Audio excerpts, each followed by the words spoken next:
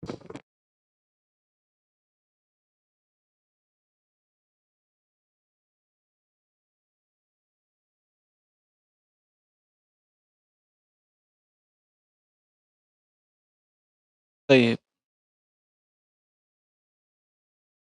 Bismillahirrahmanirrahim. Assalamualaikum warahmatullahi wabarakatuh.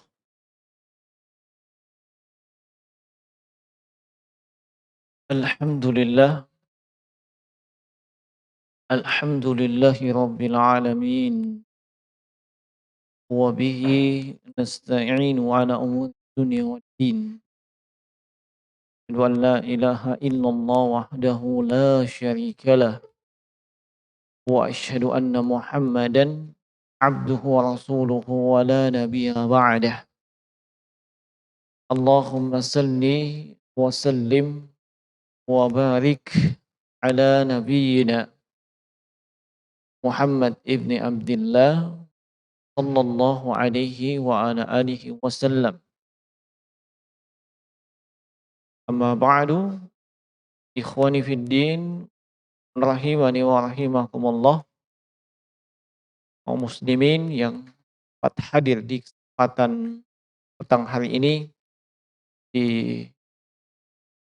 Masjid Ibadur Rahman, dan juga kaum muslimin yang bisa menyimak di palopomengaji.com. Semoga Allah Subhanahu wa taala senantiasa mencurahkan rahmat-Nya untuk kita semua. Dan insyaallah taala di kesempatan ini melanjutkan pelajaran kita dari kitab Al-Wajiz fi Fiqhis Sunnah wal Kitabil Aziz, dan masih di Kitabus Shiyam, pembahasan tentang masalah puasa. Yang lalu pembahasan yang terakhir adalah tentang mana yang lebih utama. Apakah berpuasa atau tidak berpuasa bagi orang yang sakit atau orang yang sedang musafir atau perjalanan. Ini sudah. Kita akan masuk ke pembahasan yang berikutnya. Sesuai dengan urutan yang disebutkan oleh penulis, ma yajibu 'ala syekhil kabiri wal mar'ati al ajuzi wal marid alladhi la yurja bara'uhu Naam. Apa yang wajib dilakukan atau apa yang mesti dilakukan oleh orang tua yang sudah renta, baik itu laki maupun perempuan. Orang yang sudah tua, sudah renta, gak mampu berpuasa. Demikian pula dengan mereka yang sakit, tetapi sakitnya tidak ada harapan untuk sembuh.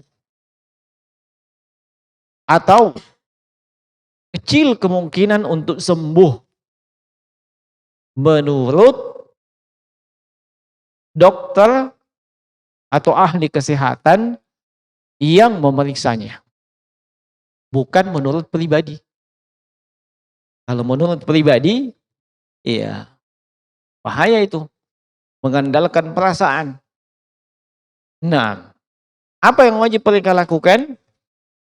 Kata penulis, wa man ajaza 'anis siyami li kabirin aw nahwihi aftara wa at'ama an kulli yaumin miskina. Siapa saja yang tidak mampu berpuasa disebabkan usianya yang sudah lanjut dan yang semisal dengan itu. Yang semisal dengan itu ya sudah kita sebutkan tadi. orang yang sakit tapi enggak diharapkan lagi kesembuhannya, maka aftara, dia tidak puasa alias berbuka. Tidak berpuasa di bulan Ramadan. Wa at'ama an kulli yaumin miskina. Kewajiban dia adalah memberikan makanan untuk setiap hari yang dia tinggalkan, satu kali makan untuk orang miskin.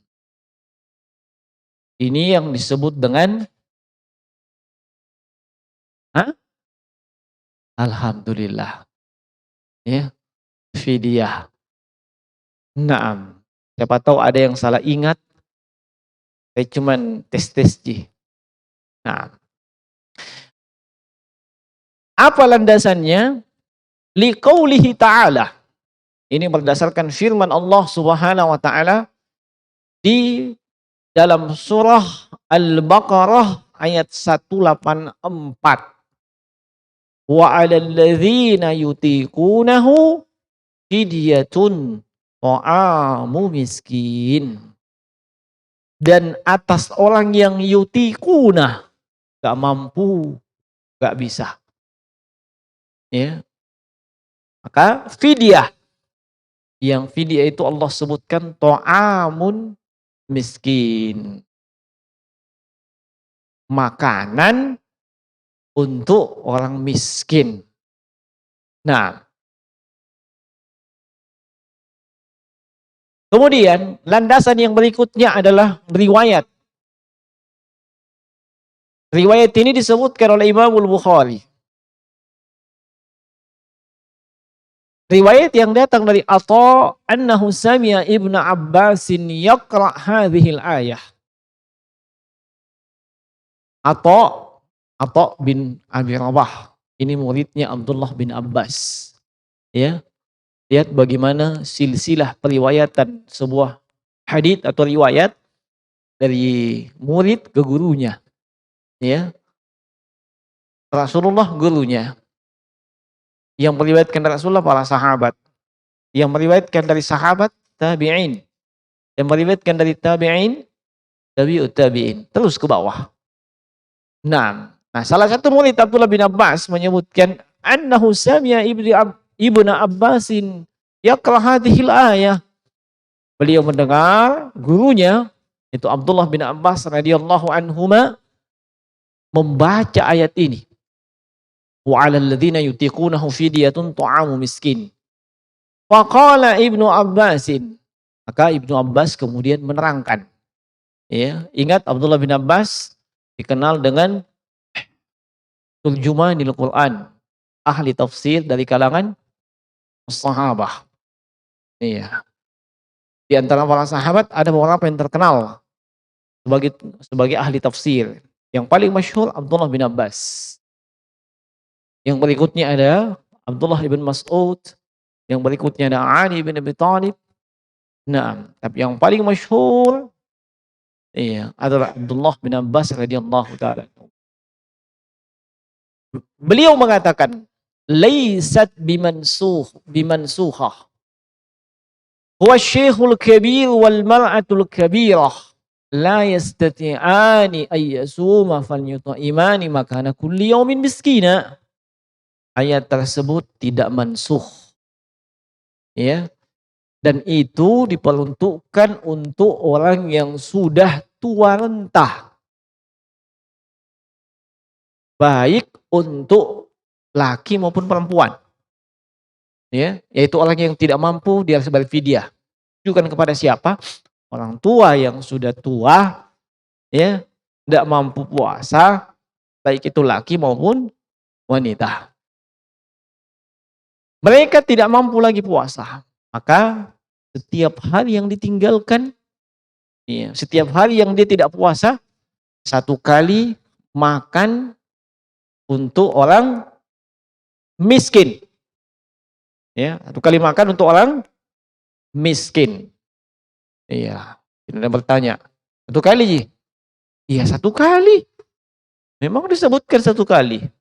Bagaimana kalau 3 kali? Ya terserah Anda.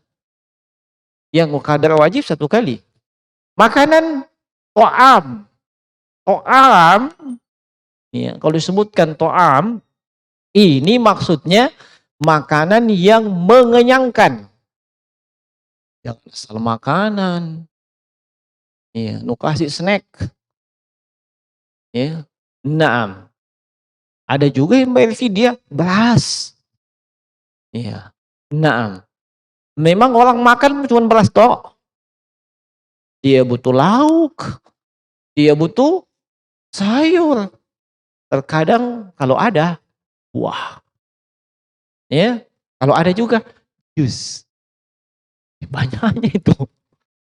Maksudnya apa? Untuk menunaikan fidyah itu ya, bisa dengan makanan jadi dan makanan mentah. Kalau makanan jadi, ini paling enak sekarang ini. Banyak Pak Balu. Harganya 3M. Murah, meriah, Nah, tinggal call. Terserah. Mau COD kah? Ya, delivery? Iya, dan seterusnya. Atau makanan yang belum jadi. Ya, perhitungkan. Satu orang ini makan sebulan 10 liter. Satu orang ya. Perhitungkan. Betul 10 liter. Contoh ini. Ya, jangan dibilang, dibilang usah 10 liter. Contoh. Iya, terserah Anda. Orang miskinnya kalau kecil badannya, lekmu. Tidak terlalu banyak makan maksudnya. Iya. Kalau orang miskinnya besar badannya, lekmu juga itu. Iya. Tapi jangan milih-milih sama bicara orang miskin yang kecil-kecil badannya, yang kurang makannya. Ingat, biasanya yang kecil-kecil badannya itu kuat makan. Itu pengalaman, jadi bukan dalil. Pengalaman, Ji. Ya, justru yang besar badannya itu tidak kuat makan, tapi sering. Jadi di kadar makanannya, iya, jangan dikasih snack-snack apa sih. Ta'amun, makanan yang mengenyangkan. Iya. Dan ingat, fidyah itu ditunaikan ketika sudah selesai tidak puasa. Jangan belum masuk Ramadan, bayarnya fidyah. Bagaimana caranya? Nah, kewajiban belum masuk. Ya. Kewajiban belum masuk, bayar penggantinya. Ya. Selesai. Mungkin 10 hari sudah tidak puasa, kasih makan 10 orang miskin.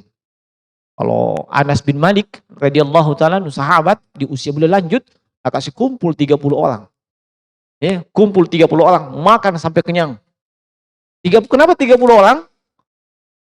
30 hari. Oh gitu. Ya, lihat saja kalau misalnya Ramadannya 29 hari, ya 29 hari, 29 kasih kumpul. Ya, itu bagus. Makanan bisa panggil 30 orang miskin. 1 kali jalan. Itu contoh dari Anas bin Malik. Iya, dan tidak wajib seperti itu. Bisa juga tiap 5 hari kasih, tiap 5 hari kasih, atau sekalian keluar Ramadan kasih 30 kali makan. Ya. Ini banyak seperti itu, sebab kenapa? Kita ini pasti punya nenek, punya kakek, entah nenek kita, kakek kita, atau dari pihak istri. Ya, apalagi istrinya lebih dari 1. Dia semua yang tanggung itu. Ya. Ya. Kan dia yang tulang punggung. Itu makanannya. Iya, jadi atau belum jadi.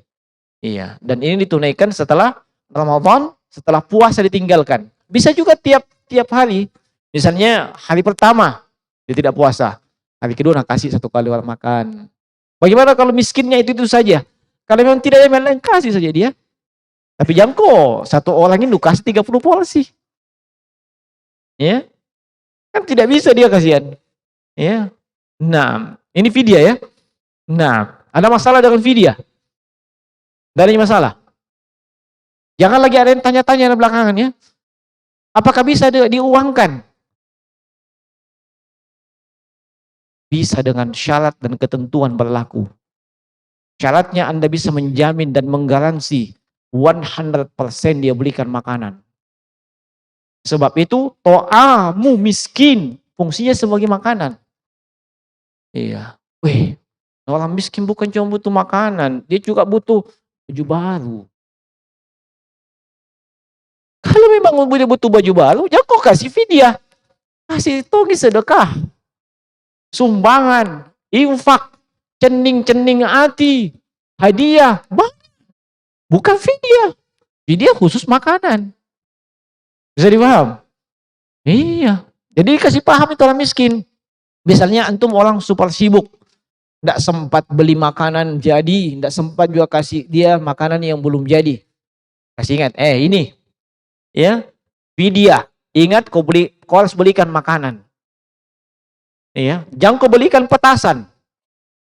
Iya, harus jadi makanan ini. Iya, kalau bisa menggaransi seperti itu betul dibelikan makanan, silahkan. Tapi kalau tidak, jangan cari masalah. Iya, ingat itu pengganti puasa. Dan puasa itu hukumnya apa? Wajib, ente berdosa. Iya, 6. Bisa dipahami ya? Iya, itu tiap tahun itu bisakah dibayar pakai uang? Nah, zaman now apa sulitnya pesan makanan? Atau tidak tahu? Nanti diberikan list Pak Baluk makanan. Banyak di sini, ya. Oh, makanan apa ada semua di sini? Betul. Saya tidak main-main, saya tidak usah sebutkan. Senyum-senyum itu Pak Baluk ke kuliah. Ya. Nah, antum tahulah, ada memang grupnya nah. Ya, tinggal antum mau yang kering-kering, pedas-pedas, ya, atau mau yang basah-basah. Ada, tenang saja. Ya, enggak usah nanti dia bilang saya promosi, padahal memang. Nah, kita lanjut. Jadi dalam masalah fidyah. Ya. Dalam masalah. Dalam masalah ya. Kita lanjut. Wal hubla wal murdi'. Nah, sekarang untuk wanita hamil dan menyusui. Wanita hamil dan menyusui. Di sini yang saya perhatikan dari apa yang disebutkan penulis, beliau hanya menyebutkan satu pendapat dan sebutkan dalilnya, dan itu yang beliau kuatkan. Ya. Perlu untuk saya sebutkan di awal, ini masalah wanita hamil dan menyusui, wah itu lumayan pendapatnya cukup banyak. Ya. Betul. Nah, ini disebut dengan masalah khilafiyah. Iya. Kenapa sampai dikatakan masalah khilafiyah? Seperti yang diungkapkan para ulama, tidak ada dalil yang tegas, ya, yang menyebutkan tentang itu. Makanya muncul khilaf. Bisa dipahami? Iya. Dan khilaf yang dimaksud dengan khilafiyah, masing-masing pendapat punya landasan, punya dalil, dan punya sisi pendalilan. Itu dipahami dulu. Ya, jangan setiap ada masalah khilafiyah itu. Belum tentu. Ya. Nah, belum tentu. Lihat, kalau memang hal tersebut masing-masing mendapat punya landasan, punya dalil, punya sisi pendalilan, nah itu khilafiyah. Iya. Sebab tidak ada dalil yang tegas. Nah, bagaimana kalau itu masalah khilafiyah? Seorang muslim satu, dia mesti melihat mana yang lebih kuat dari pendapat tersebut. Apa dijadikan acuan yang lebih dekat dengan kebenaran, yang lebih kuat dalil dan sisi pendalilannya. Kemudian yang kedua, tidak boleh dia cari mana yang enak-enak. Ya, kayaknya ini yang lebih nyaman ini. Ya, tidak ada keluar biaya. Ya, enggak boleh. Mana yang lebih dekat kepada kebenaran, mana yang lebih kuat sisi dalilnya dan sisi pendalilannya. Kemudian yang ketiga, jangan dia membuli orang yang punya dan mengikuti pendapat yang berbeda. Bisa dipaham? Jangan. Ya. Nah, ini masalah ini. Kalau mau ikuti apa yang disebutkan para ulama, ada yang memutlakkan harus mengqadha, atau mengqadha, mengganti puasa, wanita hamil menyusui mengganti puasa, ya. Ada yang membedakan kalau wanita hamil itu dia khawatirkan dirinya, maka mengqadha. Yang dikhawatirkan bayinya, dia fidyah, ya. Demikian pula dengan wanita menyusui. Kalau dia khawatirkan dirinya, qadha. Dia khawatirkan bayinya, fidyah, ya. Banyak. Nah, di sini saya hanya sebutkan dua saja. Yang dua ini paling terkenal di kalangan para ulama. Iya. Nah, nanti saya bacakan di sini, tapi yang sebelumnya saya sebutkan dulu. Itu pendapat yang mengatakan wajib untuk mengqadha tanpa fidyah. Wajib untuk mengqadha tanpa fidyah. Tidak ada perbedaan, baik dia wanita hamil ataupun menyusui. Sebagaimana tidak ada perbedaan apakah wanita tersebut khawatir dengan dirinya atau khawatir dengan janinnya. Iya, untuk yang hamil dan yang menyusui tidak ada perbedaan apakah dia khawatir dengan dirinya, kesehatannya, ataupun khawatir dengan bayi yang dia susui. Tidak ada perbedaan. Dia wajib mengqadha tanpa membayar fidyah. Sengaja disebutkan sebab hampir tiap tahun muncul itu pertanyaan. Ya. Nah, ini pendapat kebanyakan para ulama. Iya, antum baca fatwa Syekh bin Baz, pasti itu pendapatnya. Antum baca fatwa Syekh Muhammad ibn Shalih Utsaimin, pasti itu pendapatnya. Antum baca fatwa Lajnah Ad-Daimah lil Buhus wal Iftah, pasti itu pendapatnya. Iya, bisa paham? Apa landasannya, apa dalilnya? Dalilnya, iya. Pertama, iya, dalil iktiran, dalil penggandengan. Apa dalil penggandengan? Itu riwayat yang datang dalam yang datang dari Anas bin Malik radhiyallahu taala anhu, yang dikeluarkan oleh Imam Ahmad, Imam Ibnu Majah, dan juga Al-Imam Al-Baihaqi dalam As-Sunan Al-Kubra. Apa itu? Yaitu innallaha wada'a 'anil musafiri syatra sholati wa 'anil musafiri wal hamili wal murdhi as-shaum aw siyam. Artinya sungguhnya Allah wada'a, itu meringankan bagi seorang musafir setengah sholat dan meringankan puasa bagi musafir dan wanita hamil. Nah, ini dalil mereka yang pertama. Apa sisi pendalilannya? Dalail iktiran kalau bahasa ilmu usulnya. Dalil yang menggandengkan. Allah menggandengkan untuk musafir itu sama dengan wanita hamil. Iya kan?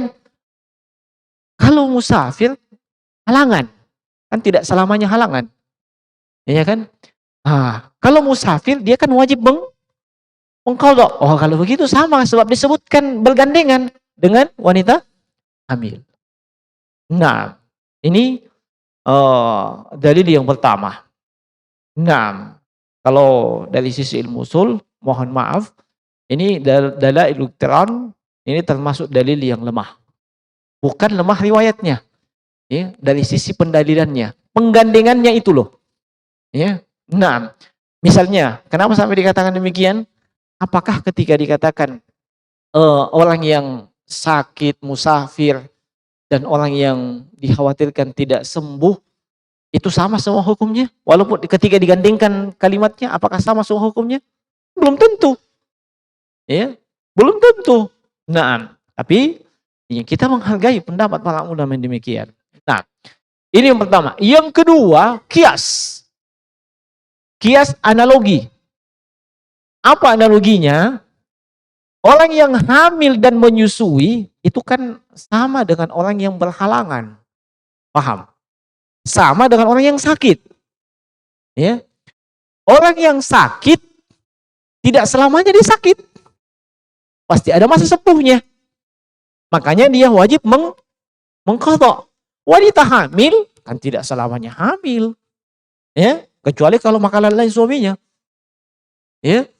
Nah, atau wanita menyusui, tidak selamanya dia menyusui. Ya, dalam tanda kutip. Ya. Nah, ini sama, dikiaskan dengan orang yang sakit. Oh, sakit saja kan halangan. Hamil menyusui kan halangan, uzur. Iya. Kalau begitu, dia juga mengkodok. Paham? Nah, ini sih pendalilannya. Ini pendapat kebanyakan para ulama. Nah, yang kedua adalah pendapat yang disebutkan di sini. Dan itu yang beliau kuatkan oleh penulis. Apa itu? Wanita hamil dan menyusui adalah membayar fidyah, menunaikan fidyah, dan tidak mengqadha. Tidak mengqadha. Bertolak belakang dengan yang tadi ya. Nah, apa dalilnya? Dalilnya adalah riwayat dari Abdullah bin Abbas, dan ini memang pendapatnya Abdullah bin Abbas. Ya. Dan juga pendapatnya Abdullah ibn Umar radhiyallahu anhum. Nah, kita baca ya. Wal hubla wal murdi'u idza lam tutiqa as-sawma aw khafata ala auladihima falahuma al-fitr wa alaihima al-fidyatu wa la qadha alaihima. Wanita hamil kemudian menyusui, iya, jika tidak mampu puasa atau khawatir, ya, khawatir dengan janinnya dan bayinya, maka dia tidak puasa dan wajib menunaikan fidyah dan tidak ada qadha. Dalilnya apa? Satu, riwayat yang datang dan dikeluarkan oleh Imam Al-Baihaqi, ya, dan juga disebutkan oleh Imam Ibnu Jarir At-Tabari dengan sanad yang sahih dari Abdullah bin Abbas radhiyallahu taala anhuma. Beliau mengatakan, "Rukhisa lisy-syaikhil kabiri wal ajuzil kabirati fi dzalik." Diberikan keringanan untuk orang tua yang sudah renta, baik laki maupun perempuan, pada perkara puasa. Wa huma yutiqani as-sawma aw yuftirani insya'ah. Apa itu? Kalau mereka mampu puasa, ya silahkan puasa. Kalau tidak, silahkan mereka berbuka. Wa yut'ima kulla yaumin miskina. Tetapi kalau tidak puasa, mereka memberikan, ya, setiap hari untuk orang miskin fidyah. Wala qadha alaihima, tidak ada qadha untuk keduanya. Tsumma nusikha dzalika fi hadhil ayah. Kemudian hal itu kemudian dihapus ketentuannya dengan ayat yang berikut ini. Ya, yaitu faman syahida minkum asyhara falyasum. Siapa saja di antara kalian yang menyaksikan bulan hendaknya berpuasa. Wasabata. Ya, kalau tadi masih ada pilihan. Mau kau puasa, puasa kau. Tidak mau kau puasa, silahkan tapi bayar fidyah. Nah, ketika turun ayat faman syahida minkum asyhara, hukum itu enggak berlaku lagi. Mansukh. Ya. Wasabata lisy-syaikhil kabiri wal ajuzil kabirah. Yang menjadi ditetapkan, hukum yang ditetapkan berikutnya setelah turun itu ayat, tetap untuk orang tua yang sudah renta, baik laki maupun perempuan, idza kana la yutiqani shauma, kalau tidak mampu untuk puasa, wal hubla wal murdhi, demikian pula wanita hamil dan menyusui, idza khafata aftarata, kalau dia khawatir maka dia berbuka. Wa at'amata kulla yaumin miskina, dan mereka ini semua, ya, memberikan makan setiap hari satu orang miskin sesuai dengan jumlah puasa yang ditinggalkan. Nah, ini dalilnya, ya, yang mengatakan dan yang berpendapat bahwasanya wanita hamil dan menyusui itu, ya, hanya menunaikan fidyah, bukan mengqadha. Nah, Nah, ini riwayat ya, datang dari Abdullah bin Abbas dengan sanad yang sahih. Dan ucapan sahabat, selama tidak ada sahabat yang menyelisihinya, maka itu adalah hujjah. Ya, itu adalah hujjah. Maksudnya itu adalah dalil. Ya, selama tidak ada sahabat lain yang menyelisihinya. Dan sampai saat ini saya pribadi itu belum mendapatkan ada dari sahabat yang lain yang menyelisihi pendapat dari Abdullah bin Abbas ini. Yaitu wanita hamil dan menyusui